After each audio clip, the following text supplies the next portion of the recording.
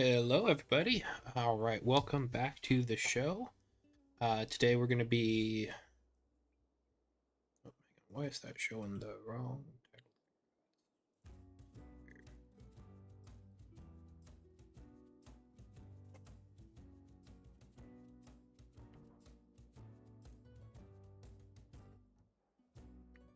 There we go. All right. Should have everything nice and ready to go. Let me actually just go ahead and jump back to main view here. I don't need to chat open since nothing seems to be going there right now. All right, so today we are going to be tackling and jumping into the Berserker class once again. Last time we were working on this class, we were figuring out its core abilities, core mechanics, and today we're going to be jumping into its archetypes primarily. Now, these archetypes were originally written up over on Affinity Publisher here. If they will load in, or maybe I only did 2 of them. All right, one way or another, we have a kind of template, for lack of better way to put it, so that we can adapt and build into our current iteration of the game over on Google Docs. All right, so first things first, let's just go ahead and get some standard copy paste information over onto our Google Docs here. So this is just going to be our templates. All right. So this is going to be our spirit documents here.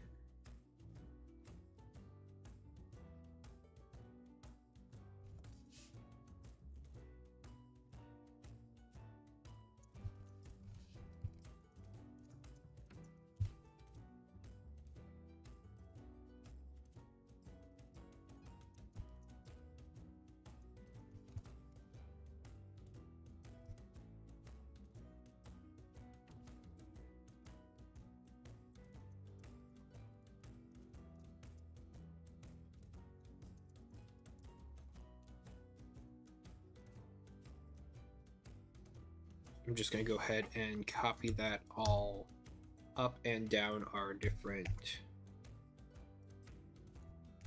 our different documents here.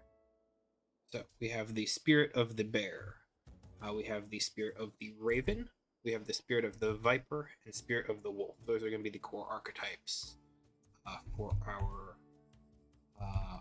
for the RPG and for its publication version. We'll go into more detail on these in a bit, but yeah, I feel like just by name alone, you can tell that this is a slightly more Viking-inspired barbarian, and that is the goal.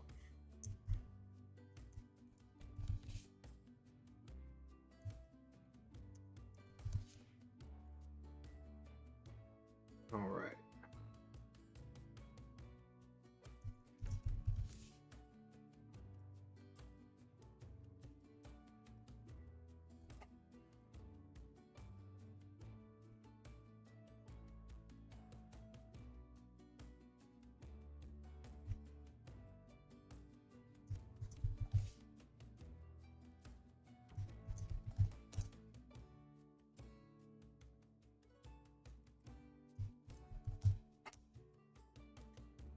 All right. So let's just take a quick peek here. Sorry, if you see my head shift over this way, it's just because I'm checking over at a secondary window here where I've got chat set up, got all sorts of stuff. Just resources and documents. Oh yeah. So, I suppose the first place to start off with, let's just keep the publisher window open here just so we can refer back to it. is going to be the primary change here for our Berserker class. We are going to be shifting the class archetype features in a similar way to our speaker domains. Speakers are, or they were as of now, unique in that they were the only class that gets archetypes at first level. The Berserker is going to be joining them there, and I'm pretty sure that that is going to be the second and last class that is going to go for archetypes at first level. We might get into this sort of design mechanic again for like a supplemental class like the Astrologer, but don't hold your breath. That is not a promise. That is just conjecture at the moment.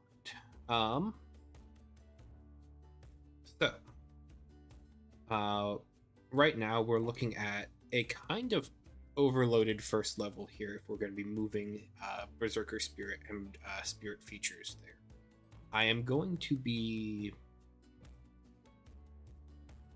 adapting this slightly in that Berserker special attacks are going to be moving to second level. Just to help kind of counteract how front-loaded this is going to end up kind of looking like for this class.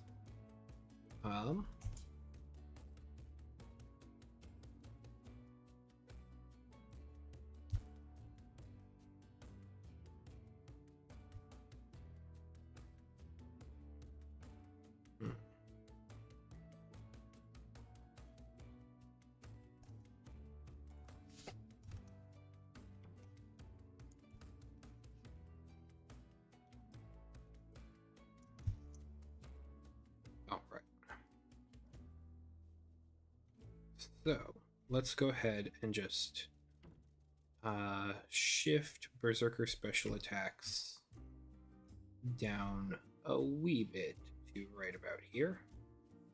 Actually, let's get a couple more spaces there first.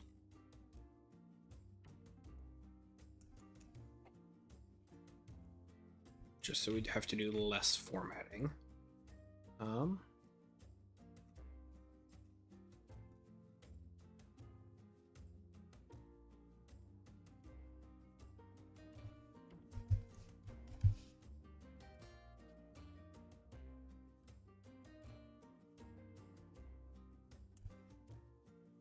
Alright, and so then we can copy our Berserker Spirit class archetype features table here, and we're going to bring that up right after Rage.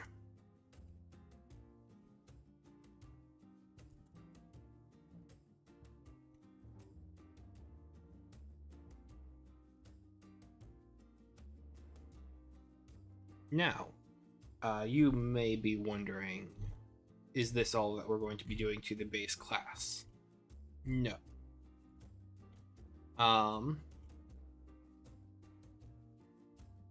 The reason that we're bringing Berserker Spirits to first level is specifically as a flavor design. There is a rather nice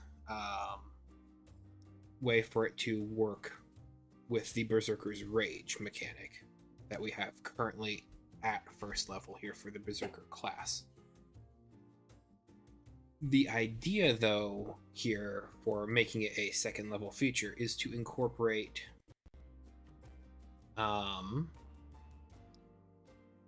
these different rage effects into a rage ability as a part of the archetype itself. So instead of living on the base class, the Berserker's Rage feature is going to live in its archetypes. And so hang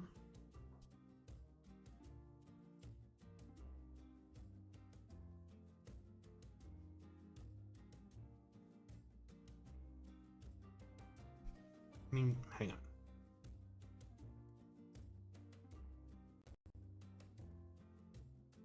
Sorry, I'm just reading through my notes here from before. So what we have here is our second level totem.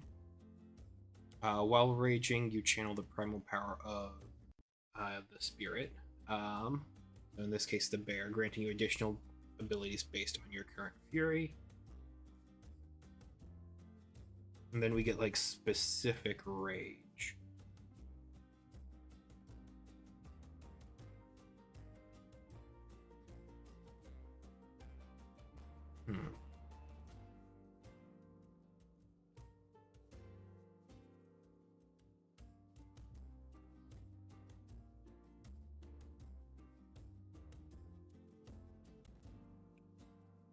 Well, wait, hang on. What? We have base rage as part of our core kit.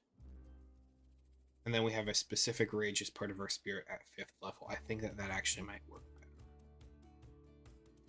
So yeah, let's actually just go ahead and undo everything. Okay, so spirit is 2nd level there. And then we have special attacks at 1st.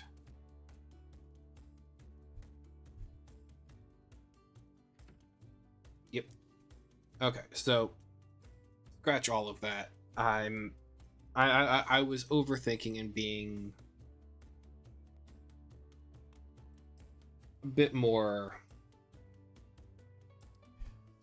I was trying to, I think, put the cart before the horse a little bit in that we have our special rage options for our Berserker archetypes built into our 5th level ability for the archetype itself. And so that way we can modify the rage with our 2nd level totem feature. And then, yeah. Yep.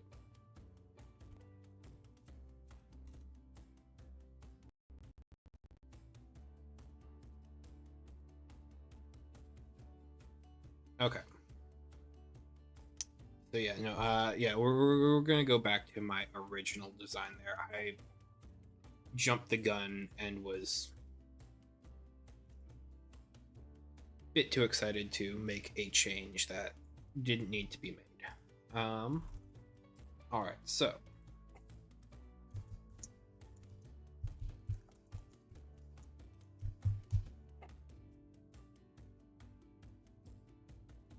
our abilities here.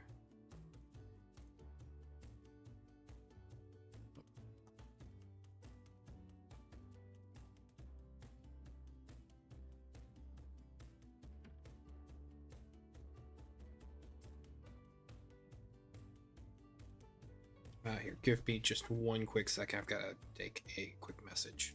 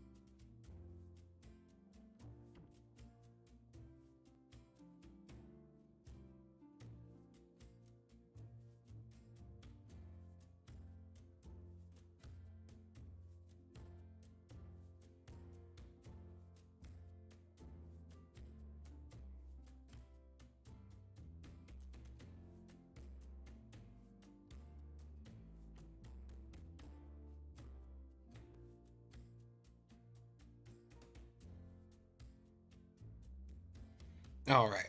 I'm back. Sorry about that. All right. So, our first feature for these archetypes is going to be a totem ability. Totem being the kind of tokenized language here for um, an ability that gives you additional rage options based on how much heroic resource you have. So, the totem of the bear here. While raging, you gain the primal power of the bear, granting you additional abilities based on your current fury. At 6 to 10 furies, you gain temporary hit points equal to twice your berserker level at the start of your turn. 11 to 15 furies, your melee weapon attacks deal an additional 1d6 of your weapon's damage type. And 16 plus furies, you gain resistance to all damage types except psychic. This is a way to kind of offload some of the 5e damage resistances from the core rage mechanic. So let's just go ahead and copy this text here and bring it on over. All right, so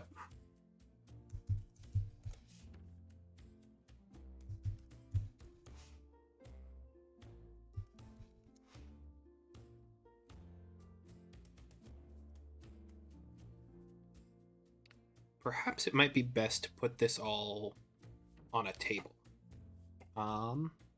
instead of just doing it as plain text here.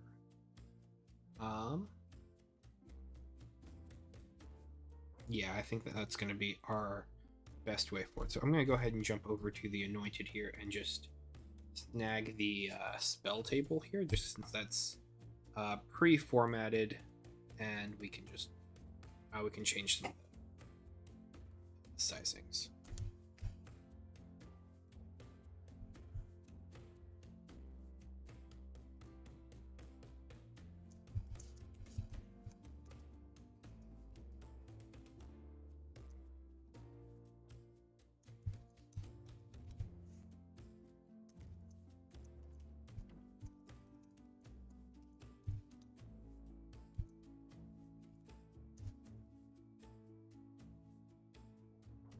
Okay, so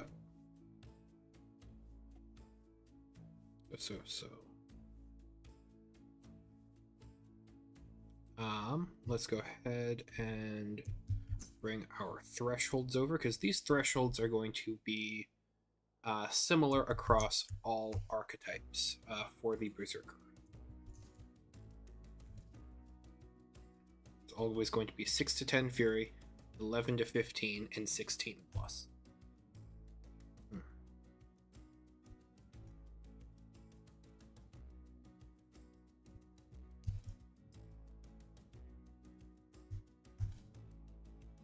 Then we can get rid of these 2 rows here.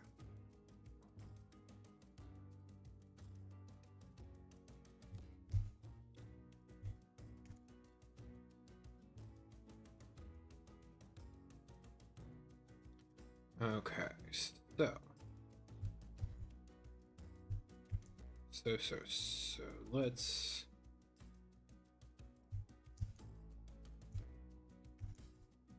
go ahead and, for one, format this a little bit more in that we're going to cut down on remove space after paragraph there.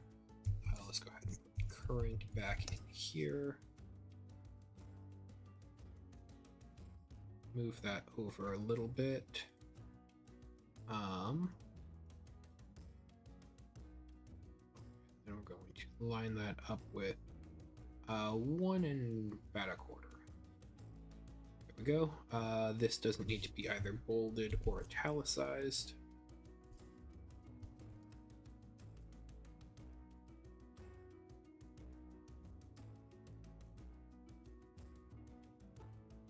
Honestly, we don't need the word fury in each of them.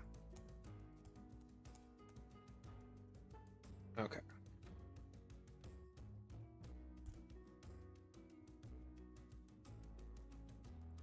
So, an important distinction here also is that we want a clause from our exhaustion mechanic or fatigue, so that you can gain the benefits of previous levels in addition to. So this is a building fury sort of mechanic.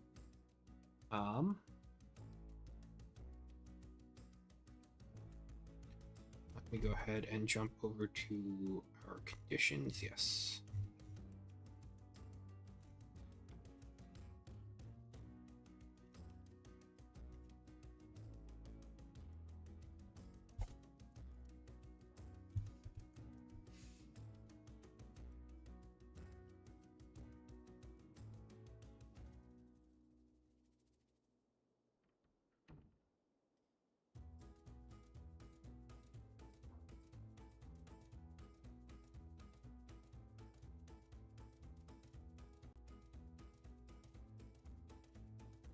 Okay, so right now we're just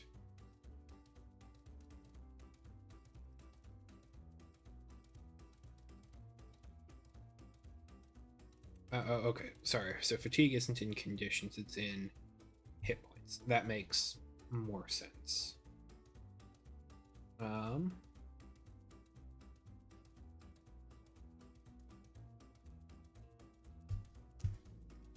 right.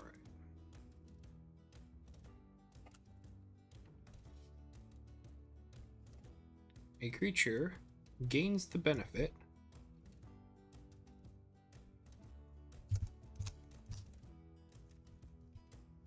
of its current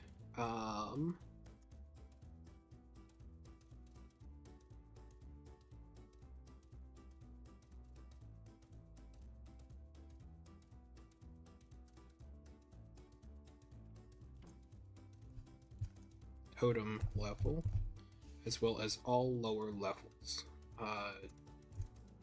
depending.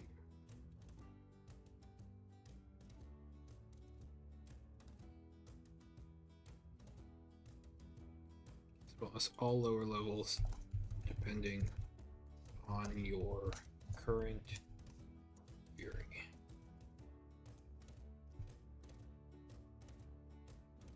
When your rage ends, you lose the totem's benefits. There we go. Okay.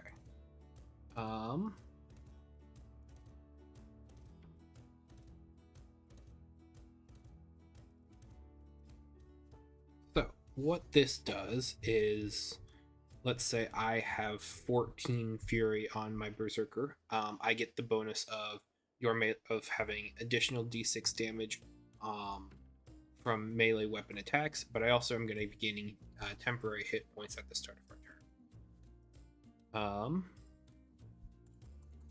I am going to bring this back a little bit to just getting temporary hit points equal to your berserker level at the start of my turn instead of twice, just because that seems like it's going to be a lot more damage mitigation than is originally intended.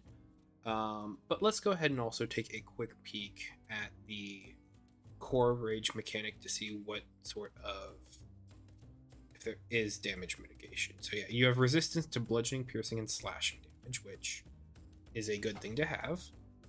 You have bonus movement, frenzied focus, okay, rage damage. Gotcha. Reckless attacks.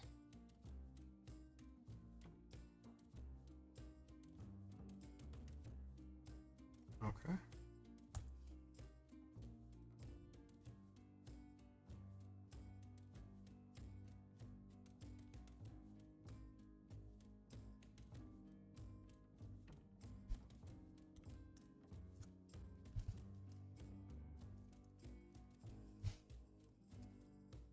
Okay. Yep, so there isn't much in the way of core damage mitigation outside of resistance to bludgeoning, piercing, slashing. So just having a minor temporary hit point soak on here is fine, especially because we do have higher resistances here at 16 plus. Yep.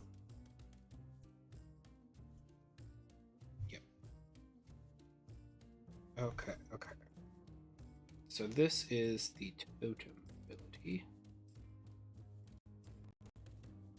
let's go ahead and just once again copy this template across the board just to make my job a little bit easier.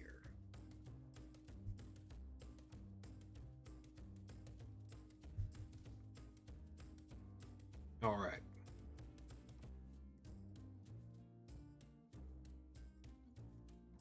So, our next ability here is an alternate form of rage that you can enter instead of your standard Berserkers rage. So let's go ahead and start getting that here. What? No.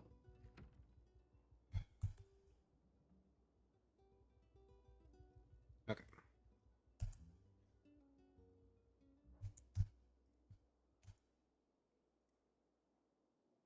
So this one here is going to be called Rage of the Bear, since that is our current archetype.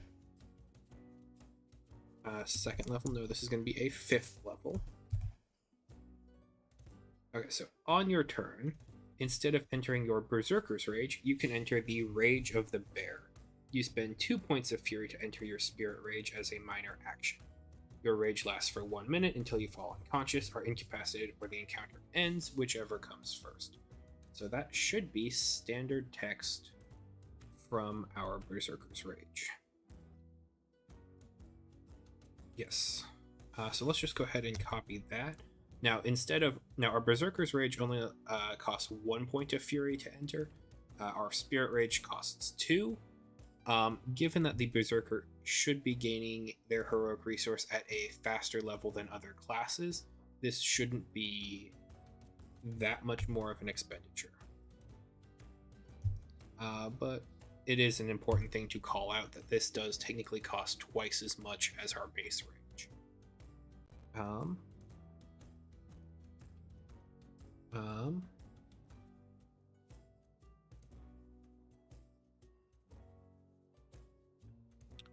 Okay, so on your turn,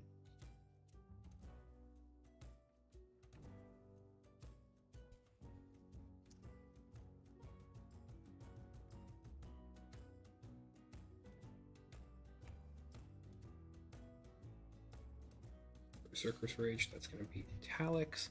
Enter the Rage of the Bear, that's also going to be italics. You expend, once again, just to keep language the same across classes here. Actually, that should be here as well. You can expend 1 point of Fury. There we go. To enter your Spirit Rage.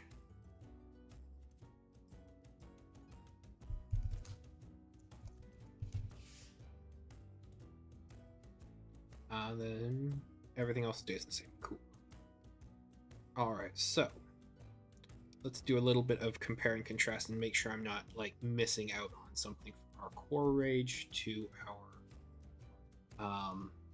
spirit rage. So core rage here, damage resistances to bludgeoning, piercing, slashing. So we have that here as well as an additional resistance. Enhanced movement looks the exact same. Frenzied focus, yep. Rage damage, yes, that looks the exact same. Reckless attacks, we do not show that as an option, so we're going to need to bring that over. Strength advantage, yes.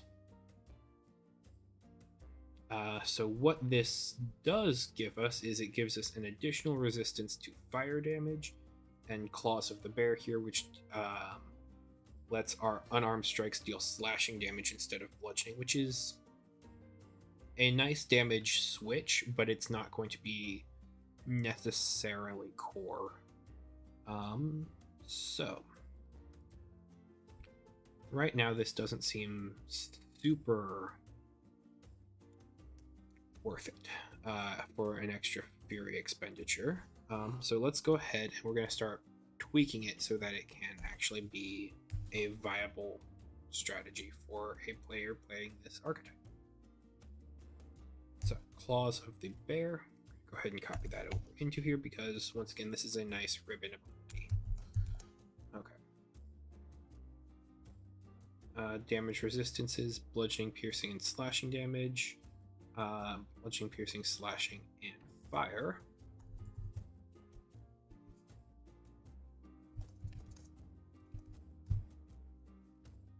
Interested about the choice of fire there for the bear, but we'll just put a pin in that, I suppose.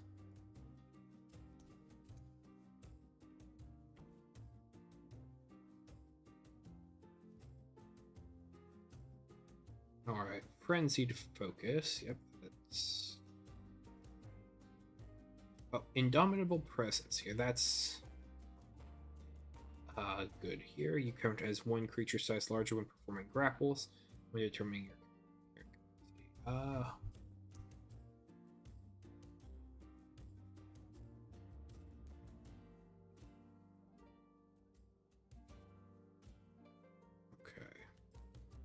Let's go ahead and bring that in here. Performing grapples and resisting forced movement.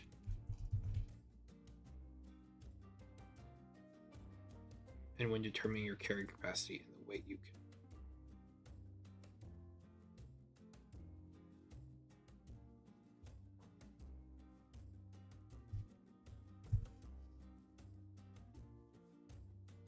can. Okay. So right now, that is our big change here. We have you count as one size larger when grappling and resisting forced movement.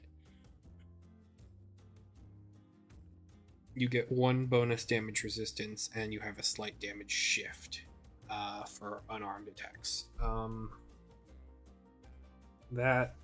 This does need a buff. Okay, so what would be a better fit for this archetype?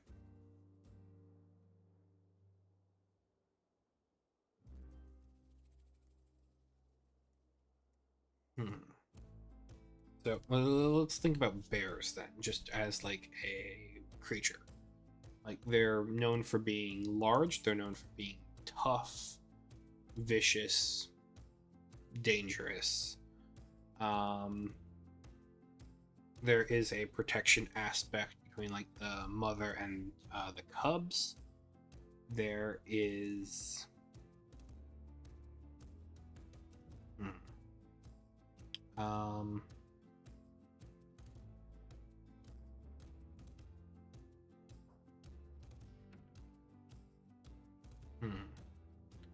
I mean,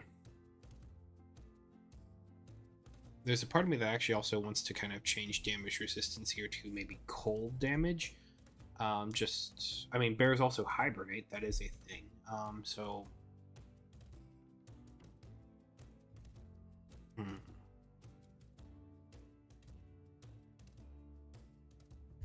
Do we use cold for another archetype here?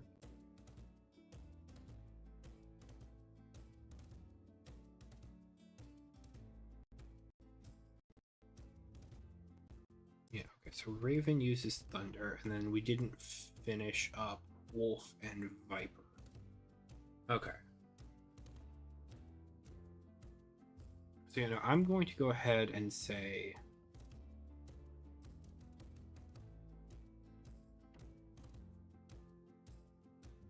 that. No. Well, maybe Bear should stay fire. Maybe Bear should be lightning. That would be kind of cool. Yeah, I think I'm going to switch their resistance to lightning.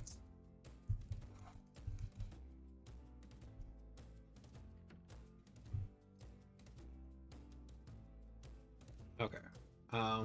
That doesn't change necessarily anything there. Just since it is a lateral shift of one damage type for another. honestly, if anything, it's slightly a nerf just because fire damage is rather common in tabletop RPGs, whereas lightning is a little bit more niche. Um,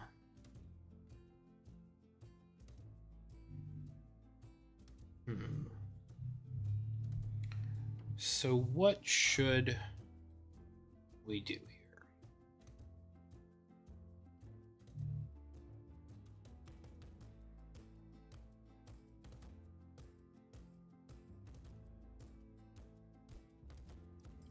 I'm thinking that like maybe we have an interaction with the fatigue mechanics. Maybe we have something that where fatigue doesn't trigger until the end of the combat sequence. Maybe I feel like that's a bit of a stronger push, just because like if you gain 6 fatigue, you would die, and so this would just basically give you an infinite pool of hit points until the combat encounter ends. So I don't really like that as a solution. Um, we could do a hibernation style something or another where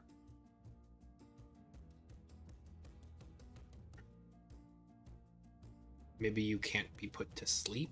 Well, I mean that feels antithetical to the idea of a hibernation, where hibernation exists within bears as a way to slow their metabolism so that they can live longer, and like they can basically ignore the colder months where food is more scarce, where it is less available, and so that is an endurance mechanic in and of itself to just kind of wait out inopportune hunting months where their larger form would be disadvantaged by the environment.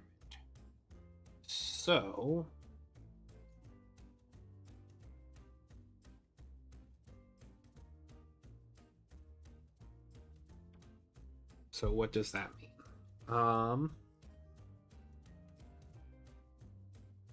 I'm not 100% sure. Um,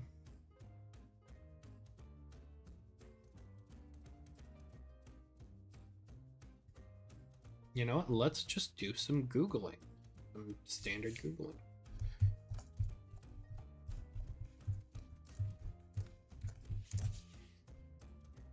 Okay.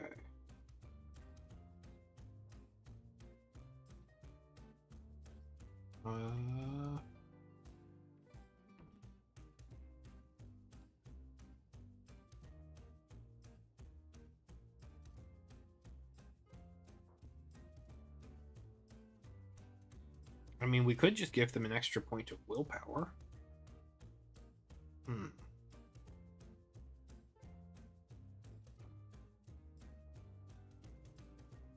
Polar bear lineage. This.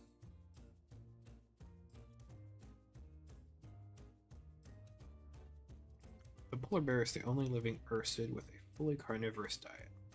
Despite a number of well-documented craniodental adaptations for a diet of seal flesh and blubber, molecular and paleontological data indicate that this morphologically distinct species evolved less than 1 million years ago from omnivorous brown bear. To better understand the evolution of this dietary specialization, we used phylogenetic tests to estimate the rate of morphologic specialization in polar bears.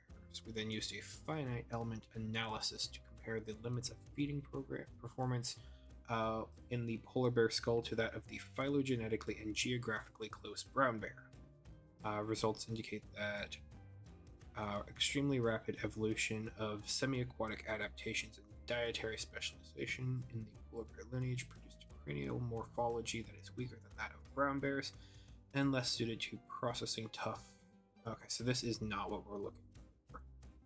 It's cool, but that is not what we're looking for.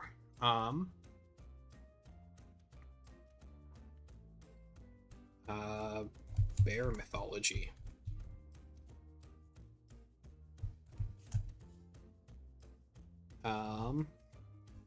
This is the North American Bear Center, bear.org. Let's see that there. Bears are part of human culture.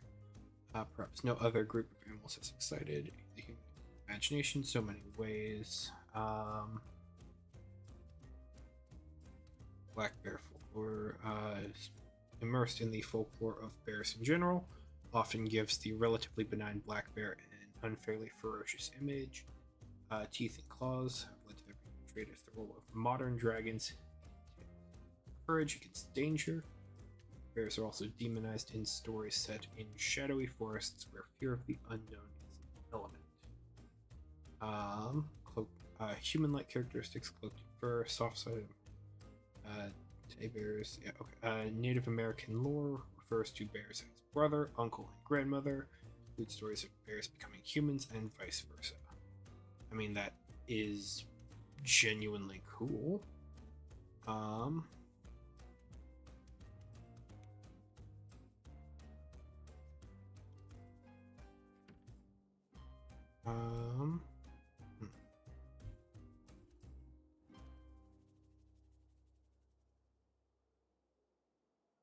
Bears as imaginary dragons.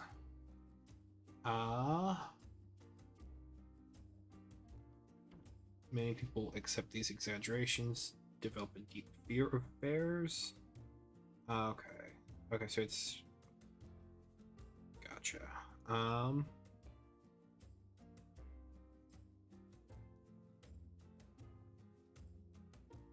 Okay, so... Myths of Ursa Major.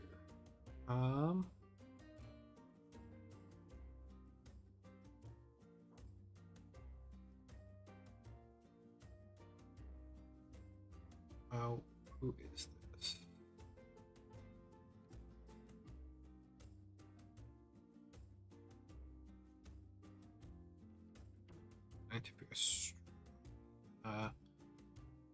The American Association of Variable Star Observance. Okay.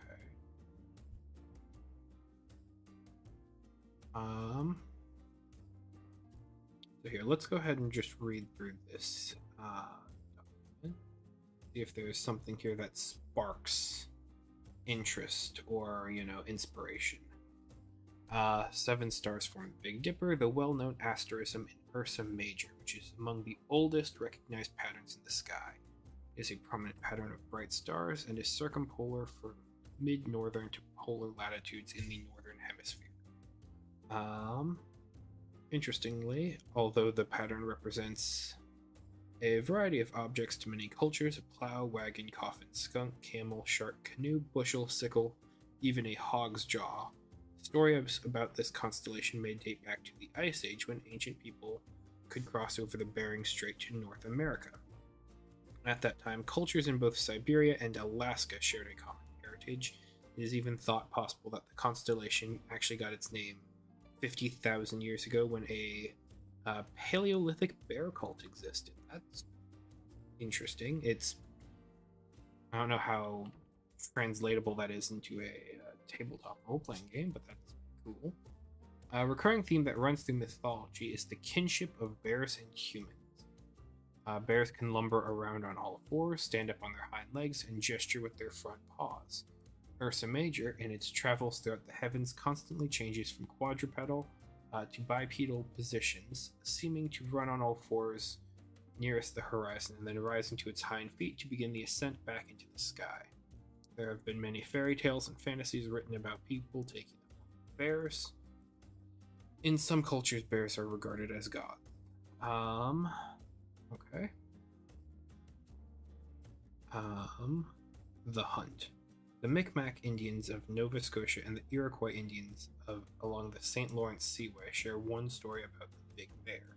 In this story, the quadrangle of the Dipper represents a bear that is pursued by 7 hunters. 3 closest to the hunters are the handle of the Dipper.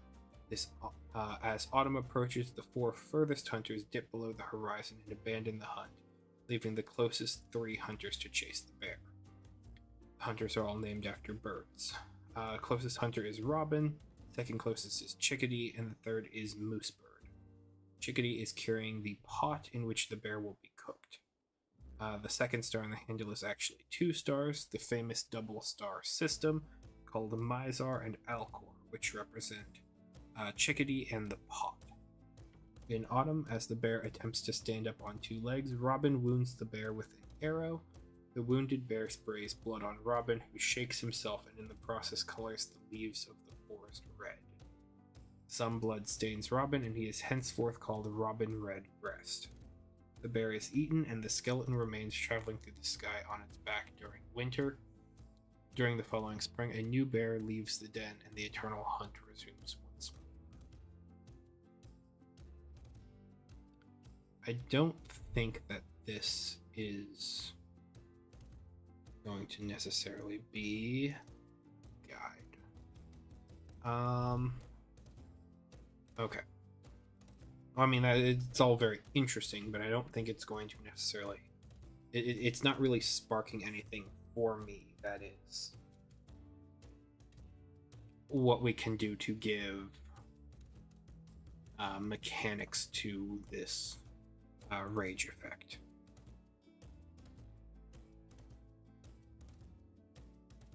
Now, what I am thinking is we have an ability in the Oath of Blight and Irradiance here called Counter Charm. If I can get to that there. Yes. A charismatic resistance to influence. So the way Counter Charm works is you are targeted by an effect that would charm or frighten you. Whenever you would be charmed or frightened, you roll an ability challenge to resist the effect based on your current aspect, and apply a bonus to the roll from the table below. Based on how frequently you've used this ability since your last long rest. What we could do is we could do a sort of counter charm effect here for fatigue, or something of that sort, where the bear isn't going to necessarily become tired as much.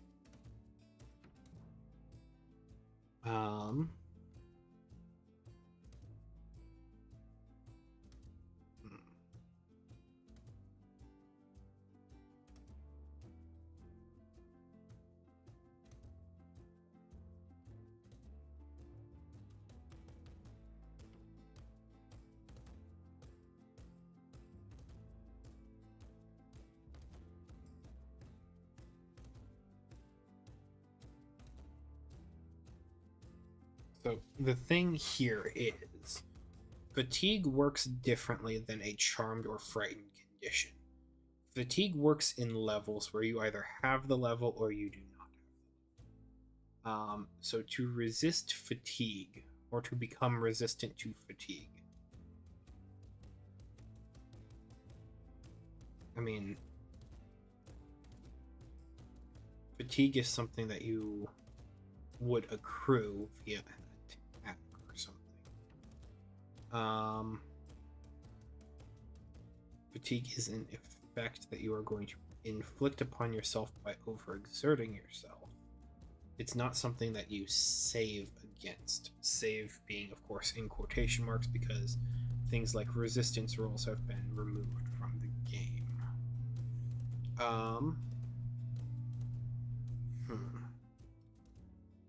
What we could do here, because what this is doing is it is taking a table from Intervention, another anointed ability here, where you are basically getting power from a divine being of sorts, to, you know, intercede upon your behalf.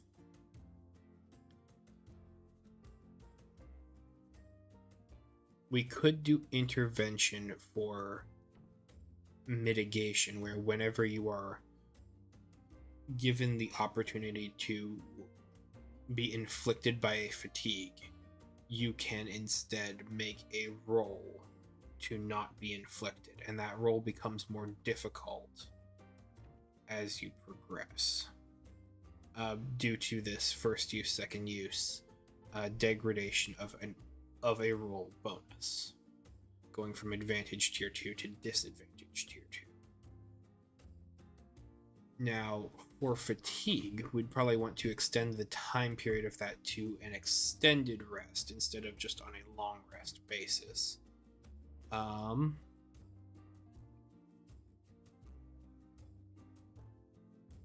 then it is a binary result of either being inflicted with fatigue or not.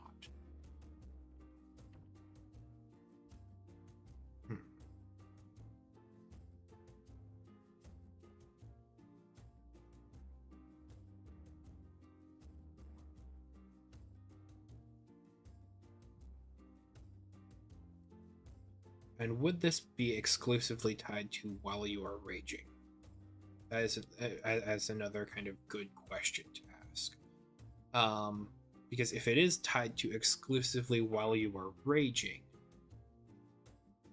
that would necessarily limit your ability to resist environmental fatigue, which I feel like a bear would be decent at avoiding. So perhaps we leave this rage in this form, and then we give a secondary 5th level feature to resist fatigue.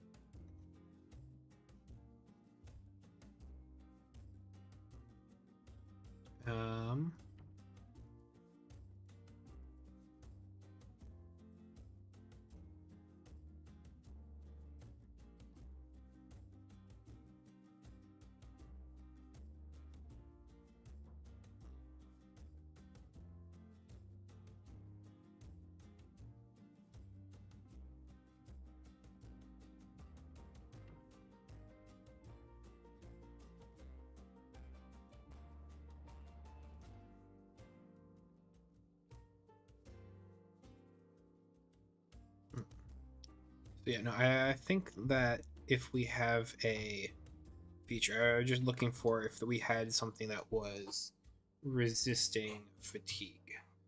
And the answer is kinda, with this Undying Rage mechanic.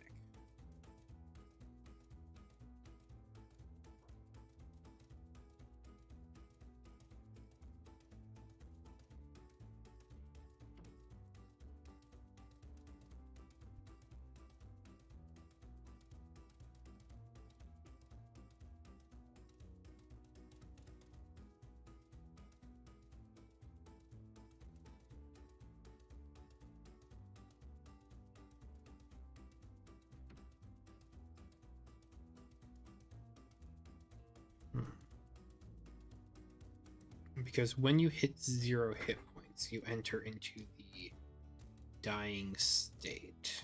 Come on, give me my whatchamacallit. Here, yes.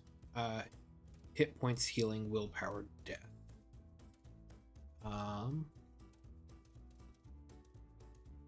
So to resist death, when a character has been reduced to 0 hit points and dying, whenever they would move closer to death, they can spend unexpended willpower levels to stave off negative effects of fatigue.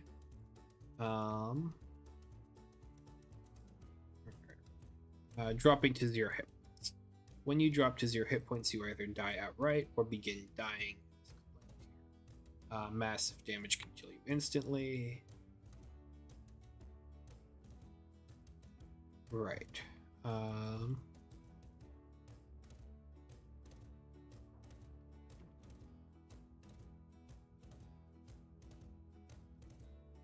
The dying condition represents a state of critical injury.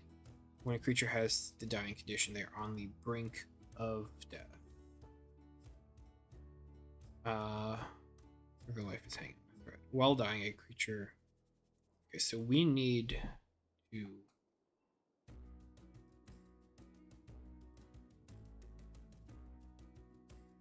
when you drop to 0 hit points. Or yes. Okay. Whenever a dying creature takes damage that would not kill them outright, they immediately expend 1 unspent point of willpower.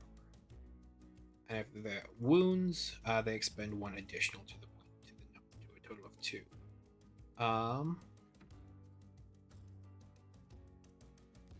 Okay.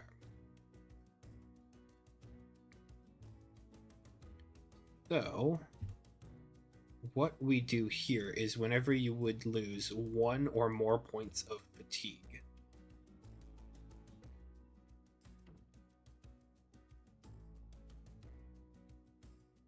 you would reduce it by amount of 1. You would reduce the fatigue gained by 1 based on this die challenge. So a die challenge here that is going to have a rather high DC. No, we don't have DCs. We don't have target numbers. We don't want to reinvent target numbers, especially for an archetype ability.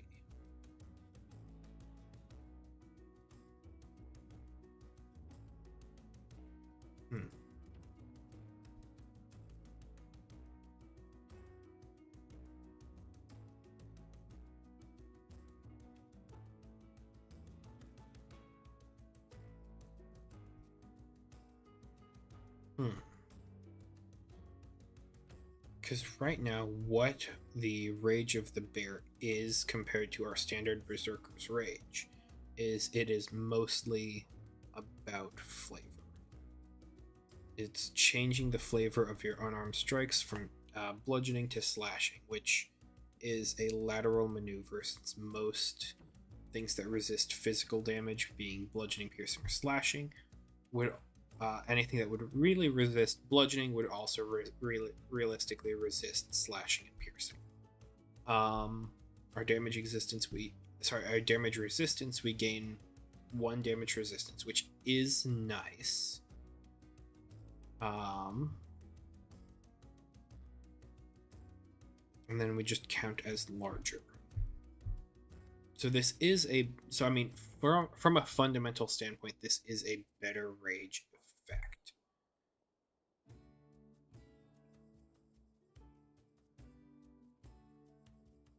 Should it be other? Should it be more? Hang on. Let's look at the rage that the Raven gets here, just to see if we can get an idea of what that looks like. Damage resistance. You get bonus resistance. To thunder damage, which, all right, similar 1 point add. Enhanced movement, same there. Alright, so instead of Indomitable Presence, you get Fall Like a Feather. While you are raging, you gain the benefits of the Feather Fall spell. Okay.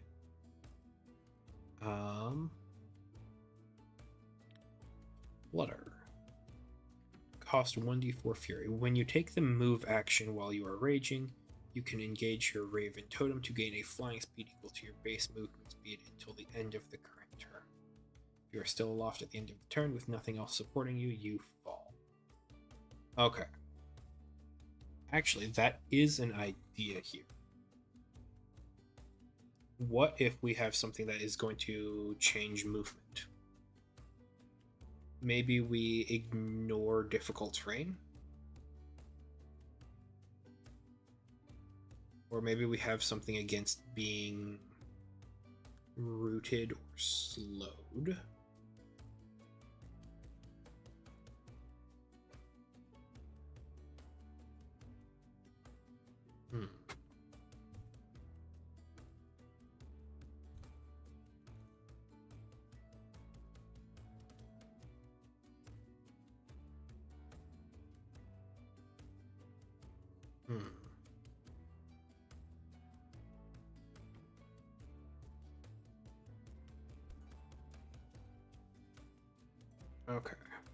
Okay, so if we ignore difficult terrain, we can still be slowed, we can still be rooted. as condition-based movement hindrances. Does ignoring difficult terrain fit within the kind of bear identity? I mean, it could. A bear is large. They would necessarily trample the ground beneath them. So like if a thorn thicket or like some bramble is in their way, they could just kind of lumber and wander through that.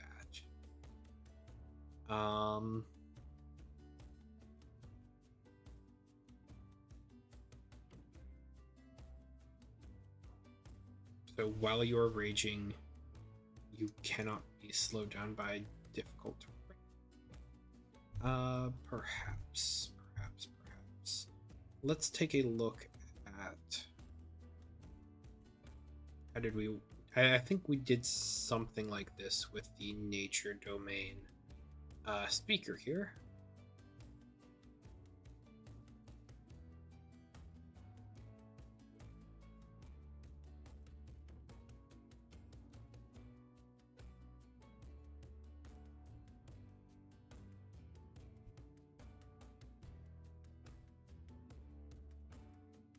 And I am wrong.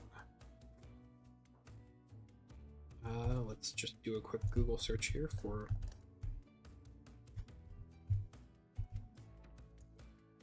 so 4 instances of difficult terrain. Unaffected by difficult terrain.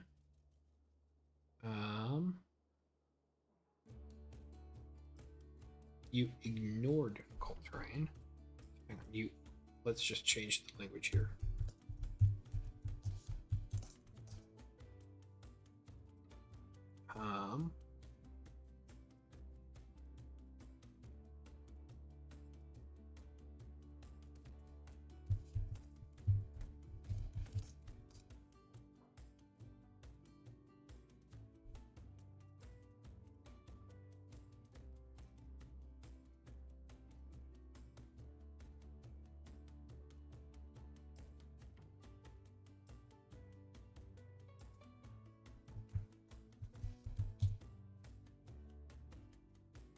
Okay, so yeah, no, you are unaffected by difficult terrain.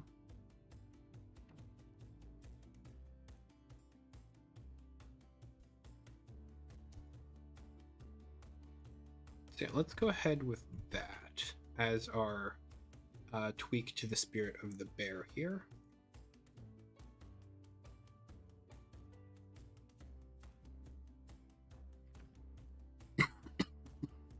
Excuse me.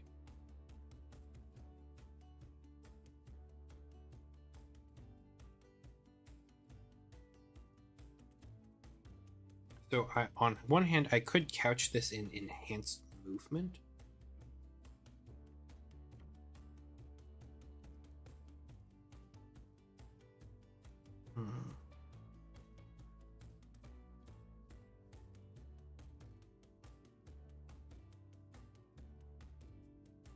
However, since enhanced movement comes over from our base damage, I feel like that feature should remain the same.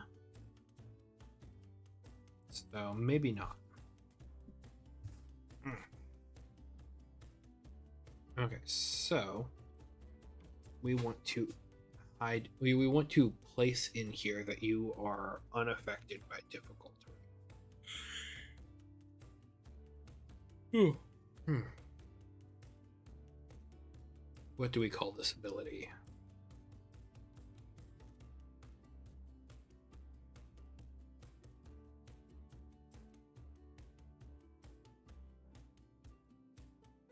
I mean, it's the idea is that you trample what is below you. You trample the ground.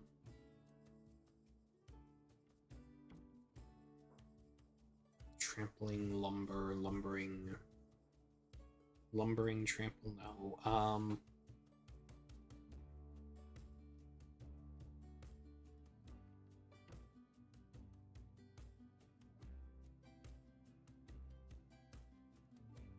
Hmm.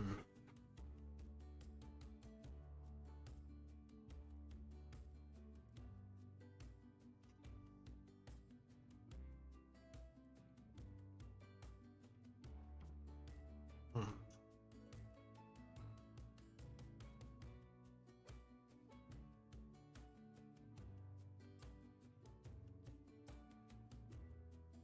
Because trample is going to be its own mechanic for monsters. So we don't necessarily want to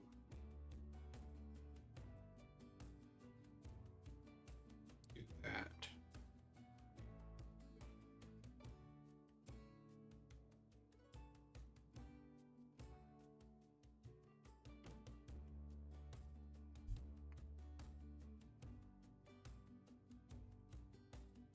I mean, we could just put it under enhanced movement. Right?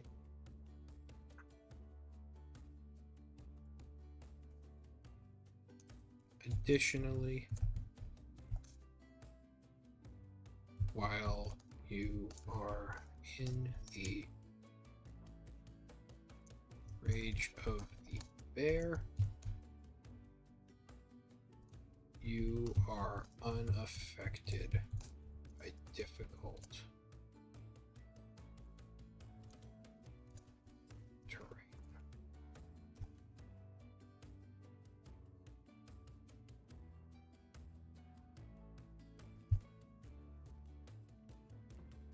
There we go. Okay, so that was a lot of overthinking about a sentence. Okay, so that is a slight bonus to the rage of the bear there. Let's rotate back to our core document here. Ferocious retaliation, that is our capstone.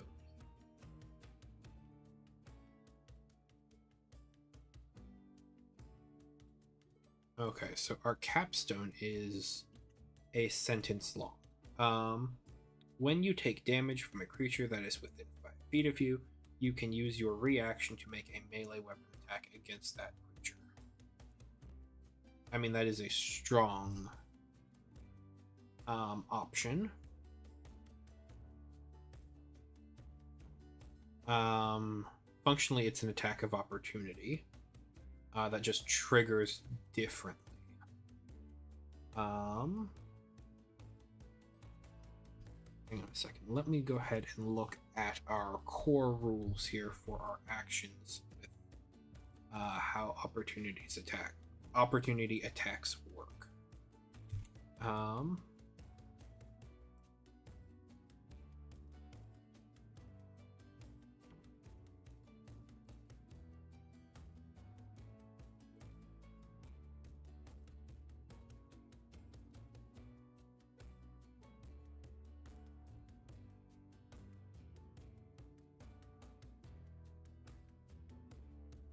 There we are. Opportunity attack. Okay, so for one, we're going to be blanking this trigger clause. There we go there. And then this here is going to get highlighted, and there we go.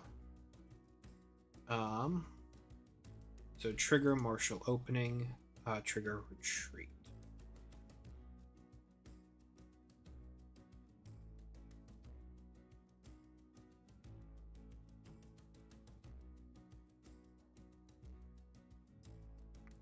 So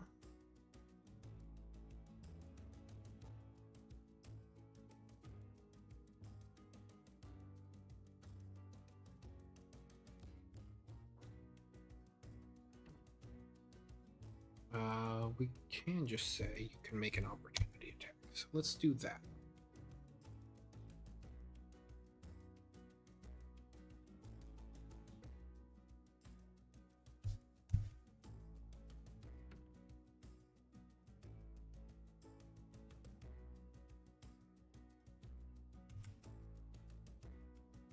Okay, so Spirit of the Bear here.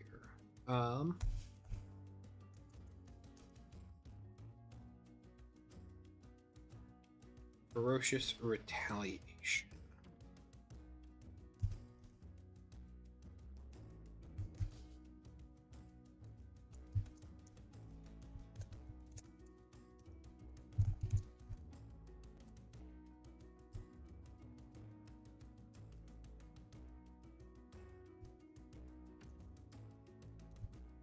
Eighth level.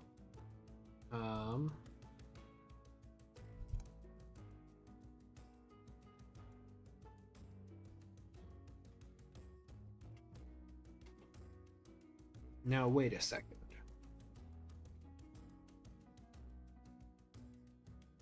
I think a part of what makes this an interesting capstone is that it's a melee basic attack and not something like an opportunity.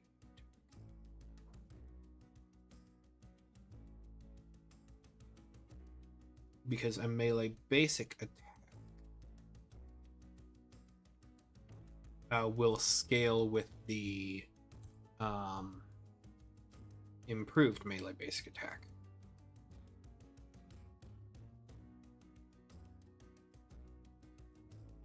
So when you take damage from a creature that is within 5 feet of you, you can use your reaction to make a melee weapon attack against that creature.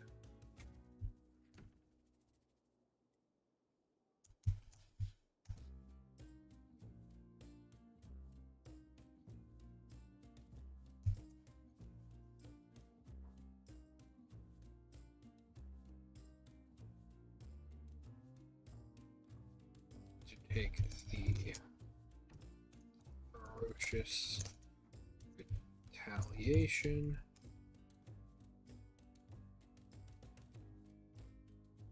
Reaction and make a melee weapon attack against the creature. Okay, so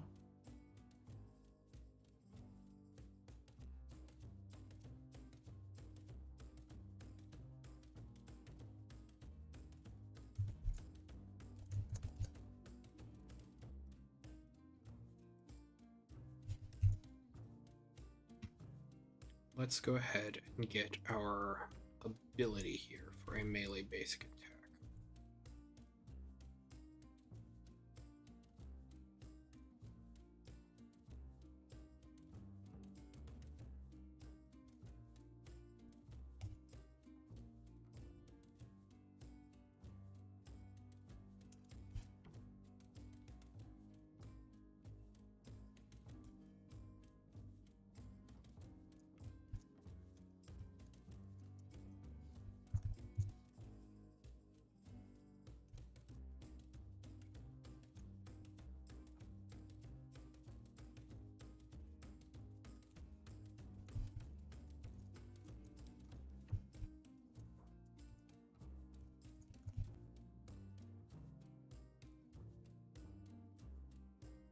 Spirit of the Bear special attack.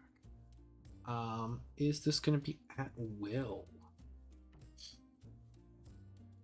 I mean, on one hand, it is a reaction spend, so it has an action economy consequence here. But can this be done every round?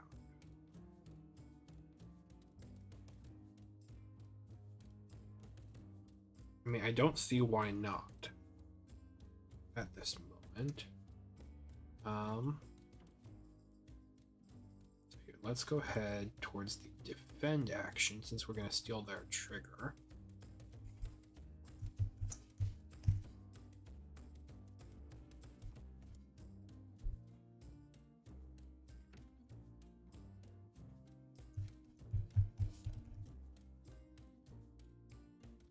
Attack attribute might, defense fortitude, result melee weapon attack.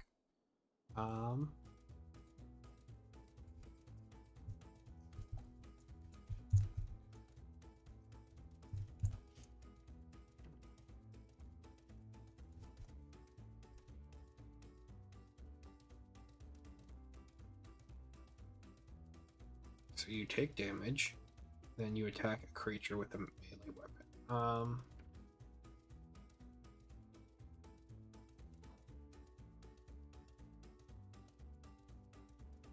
You attack the triggering creature.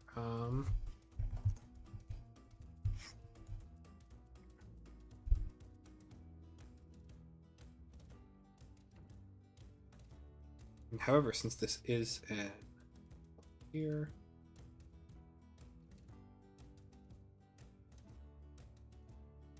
since this is a reaction attack, we're going to remove the attack of opportunity clause. Go.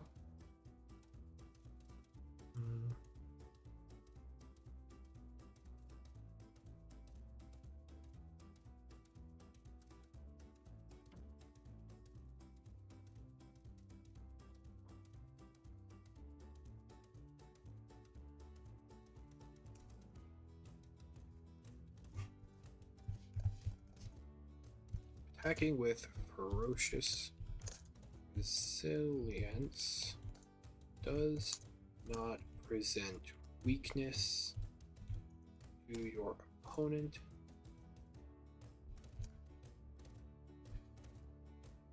Rolling a tier 1 result on this attack does not provoke a martial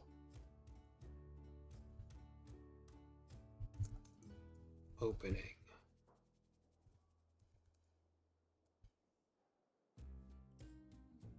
Martial opening for an opportunity.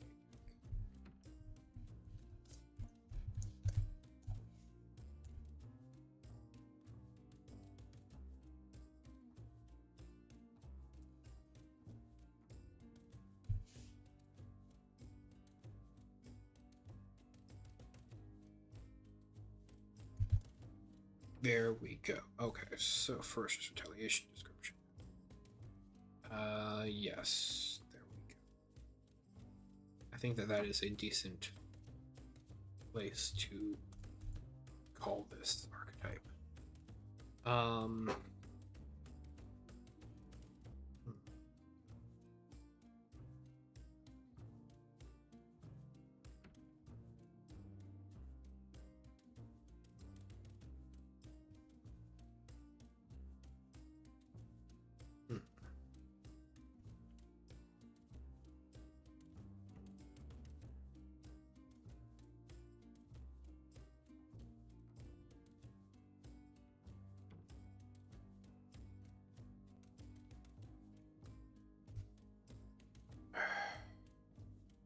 All right, let's, sorry, I'm kind of feeling a little bit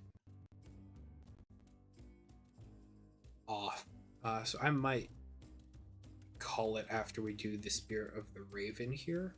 And then we just take care of Viper and Wolf on a future stream. So let's kind of just, let's play a little bit by ear here.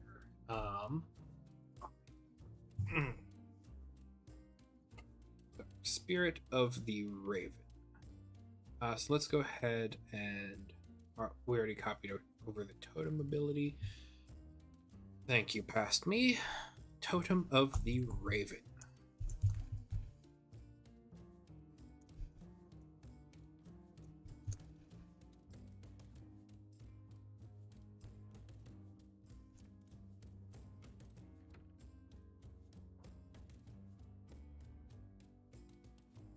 Okay. So, Totem of the Raven here. So the Raven archetype here is all about mobility. This archetype is all about making sure that you can move from one place to another without having any sort of issues. It is not a teleporting subclass like the Oath of Blight and Radiance. This is more of I grant limited flight because ravens, wings, birds, that sort of thing. So, Totem of the Raven here, 6 to 10 Fury. You can take the disengage. You can take the disengage action as a minor action on your turn. All right, which is perfectly fine and in line with the sort of vibe I want this archetype to have. 11 to 15. Once per turn, when you roll a tier 3 or 4 result on a melee weapon attack, you can make another melee weapon attack as a minor action. That's strong.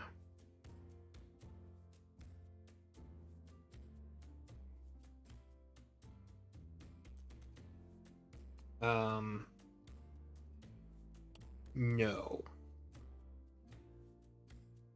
No to this. Once per turn. You're only going to be attacking realistically once per turn. When you roll a tier 3 or 4, that's going to be what, 50% of the time? No. Well, that's 50% of the result. So if we cut this back, we could cut this to just a tier 4 result. That's still strong.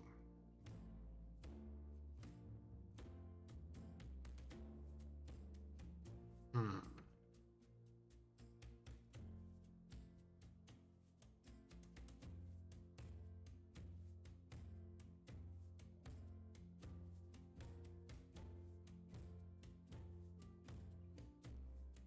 Hmm.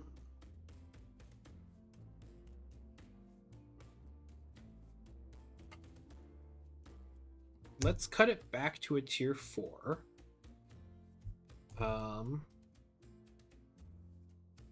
A tier 4 result on a melee weapon attack. On one hand, we did limit it because it does cost action. It does cost as far as action economy here with minor action. We also limited it as once. We also limited it as once per turn.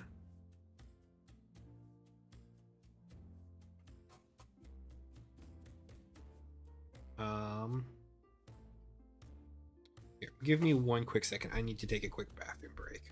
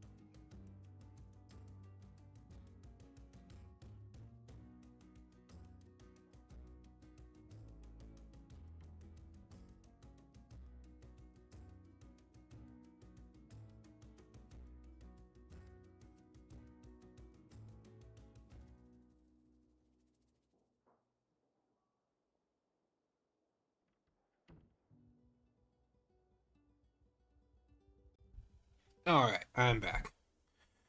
Sorry about that.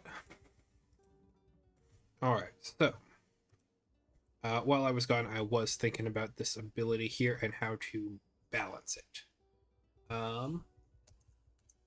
This secondary attack does not benefit from your improved basic attacks feature at 4th level and beyond. I feel like that's a good way to mitigate this. Now, granted, it is an exception, and so I'm hesitant to just kind of continue along this path of just having occasional things just immediately accept other class features, but the idea of improved melee basic attacks or improved basic attacks in general is to account for something like multi-attack. So instead of you roll 2 attack rolls, you roll 1 attack roll and you do double the damage, just default. So the fact that this is giving you a second attack is inherently in conflict with the ability that is already accounting for the possibility of a second attack. So, in order to cut down on what would be the equivalent of perhaps 4 attacks, where you have 1 attack that's accounting for 2, and then a second attack that's also accounting for 2 attacks, we can cut that to 1 attack that's accounting for 2 attacks, and then one attack that can't account for both. It can only account for, an additional 1 attack. This is still strong, but it is circumstantially based as once per turn, and also in result to a maximum possible result. I don't love this feature. I think that it runs the risk of, being a bit. It seems a bit much.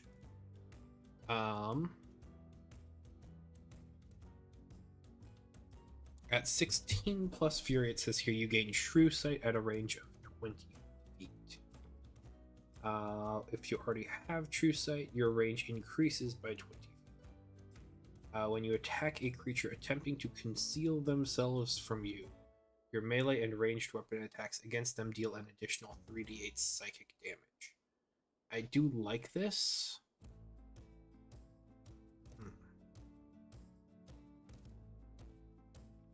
Once again, it is more circumstantial stuff. On one hand, 3d8 is more than a basic attack. On the other hand, I am considering swapping the 11 to 15 and 16 plus here.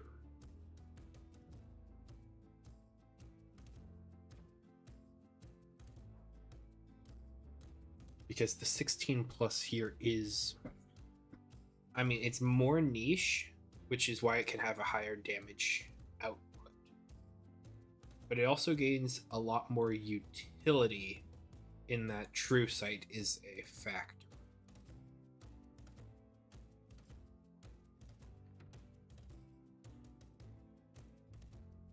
Yeah. Let's do that.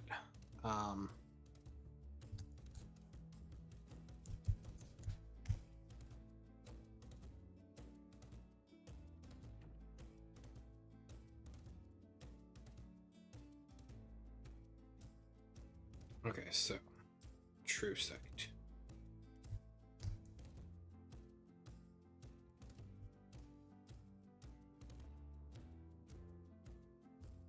True Sight is Italic's ability.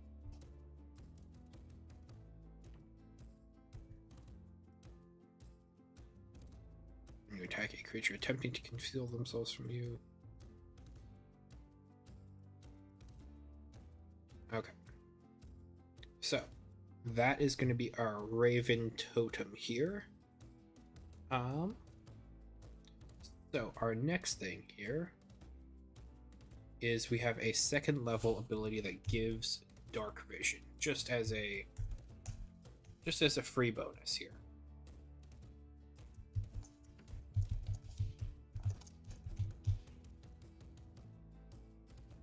If you already have dark vision, your range increases by 30 feet.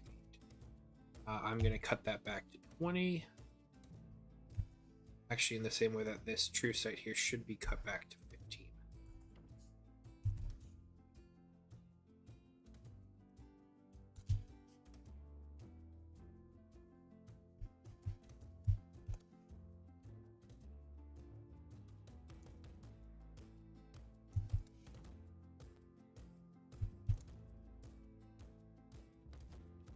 Okay.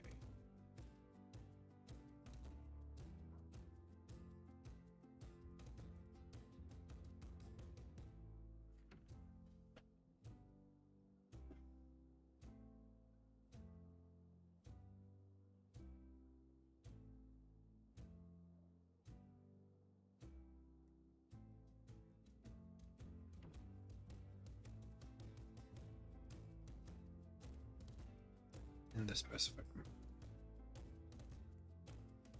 Within a range of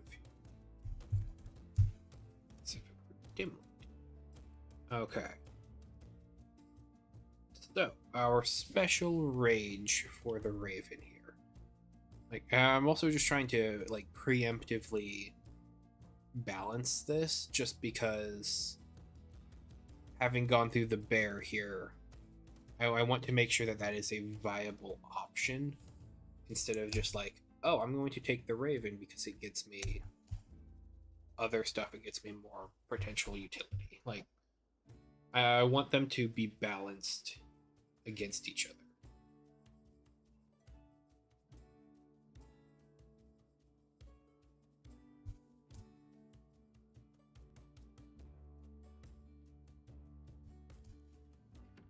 Okay, so this is called Rage of the Raven. Shocking.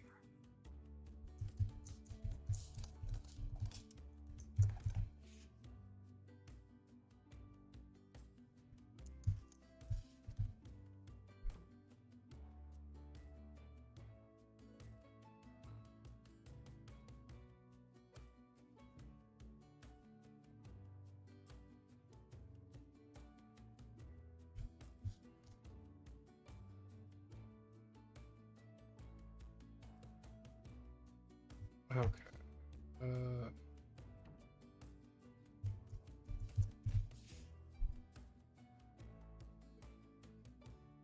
Damage resistances here. You have resistance to bludgeoning, piercing, slashing, and thunder damage.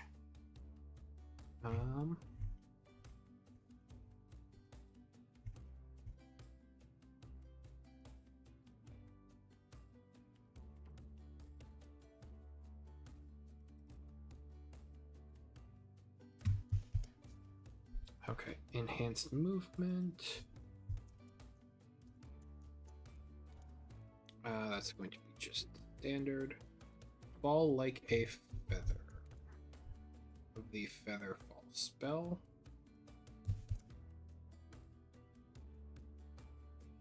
So basically you're just not going to be taking fall damage, which is nice.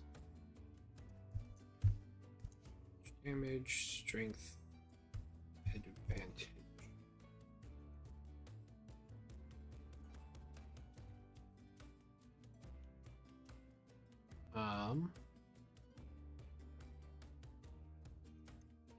While you're in the Rage of the Raven, you can perform the following Fury effect.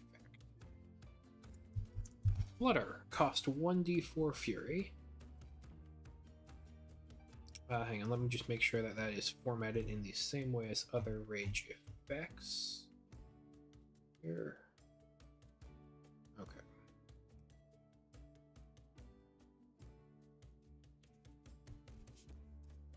When you take the move action while you're raging, you can engage your Raven Totem to gain a flying speed equal to your base movement speed until the end of your current turn.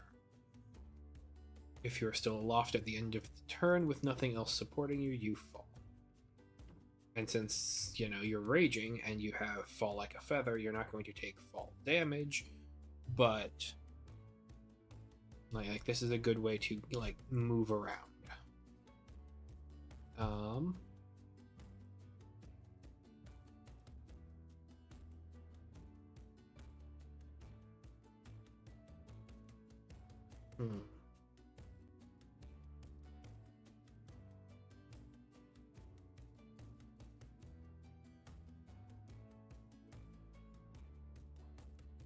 So fall like a feather.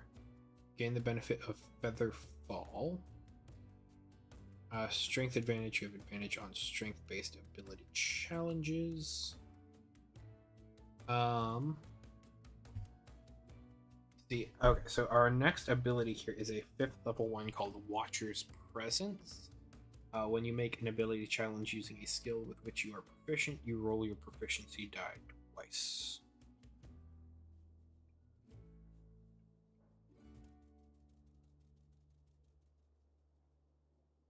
I don't. On one hand, I don't hate this ability. On the other hand, I feel like roll your proficiency die twice it's rather swingy.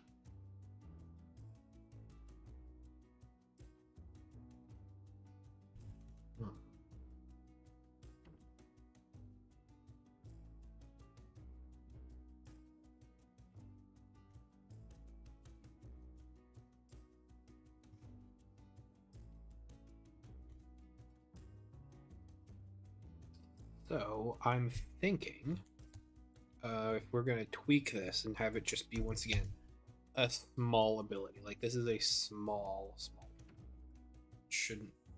It should not affect you a lot, but it will be a thing outside of combat.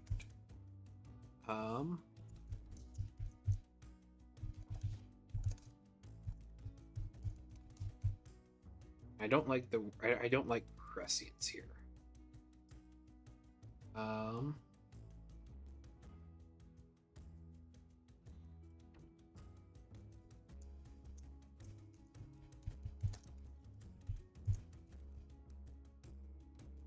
Corvid Curiosity. Call it that instead.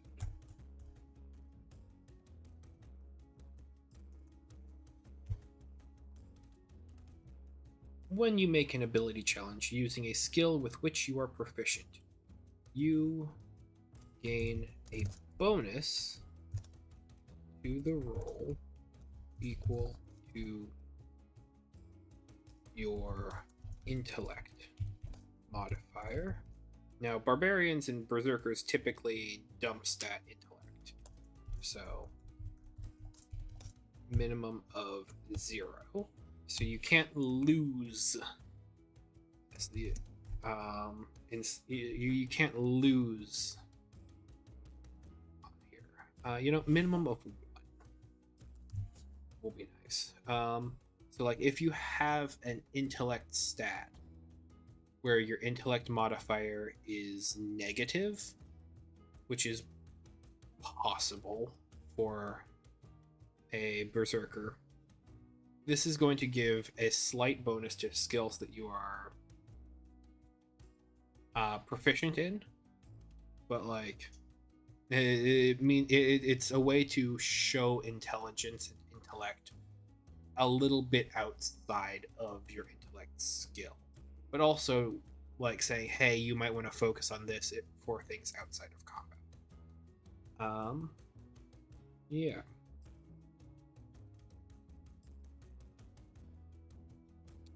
And then our 8th level feature here gives a fly speed equal to your movement speed.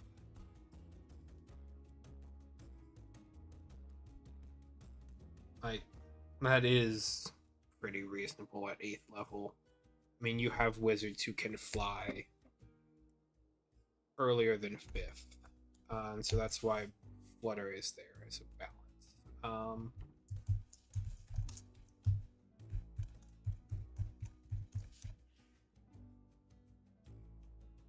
honestly, as far as capstones go, I think that's pretty balanced.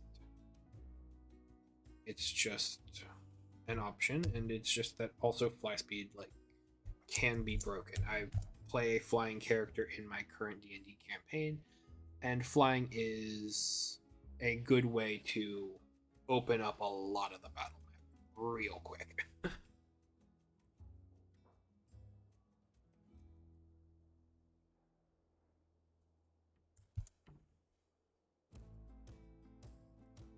And this is also limited to your rage stance. So what this is also doing is it's cutting out flutter, so you just don't need to use flutter. And honestly, it is a natural evolution of that, so progression path is intact, I suppose. Yeah, I think that's gonna be that. I think I'm gonna call the stream for today. But thank you guys so much for tuning in. I hope you guys had a good time, and I will see you around for more game design. Take care.